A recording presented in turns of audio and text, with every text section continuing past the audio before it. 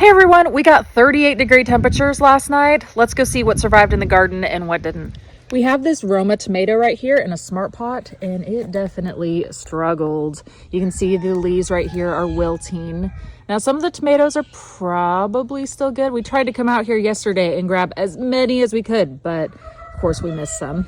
These potatoes right here in these 20-gallon smart pots got a little bit of damage to them, but I'm not too worried because these will grow right back. I had several basil plants that I didn't get around to harvesting all of them, and as you can see, a lot of these leaves are damaged from them. But on the bright side, these marigolds right next to it look good. This is the bed that I'm most sad about because I love my zinnias, but the zinnias did not handle the temperatures very well at all last night. But luckily, throughout this season, I have let several of these flowers go to seed.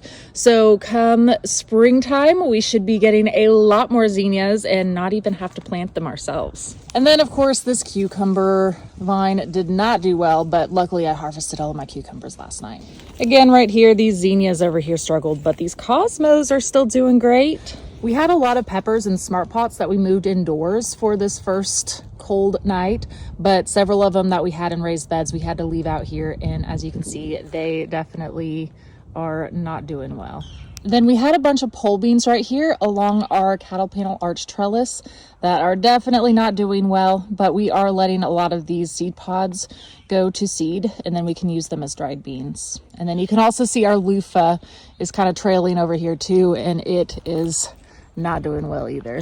And then these tomatillo plants actually did better than the tomatoes. They actually don't look too bad. Our rosemary is doing amazing still. Carrots, of course, are doing amazing over here, and they're actually going to sweeten up as the temperature drops a little bit here.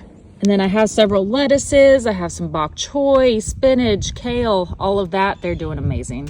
And then we have our strawberry bed right here, which is still doing really good too. And if you don't already have the Seed to Spoon app, make sure you download it now. There's a section in there under each plant that talks about the frost tolerance. So that way you'll know ahead of time on which plants you need to be careful about, which ones are more tender than others.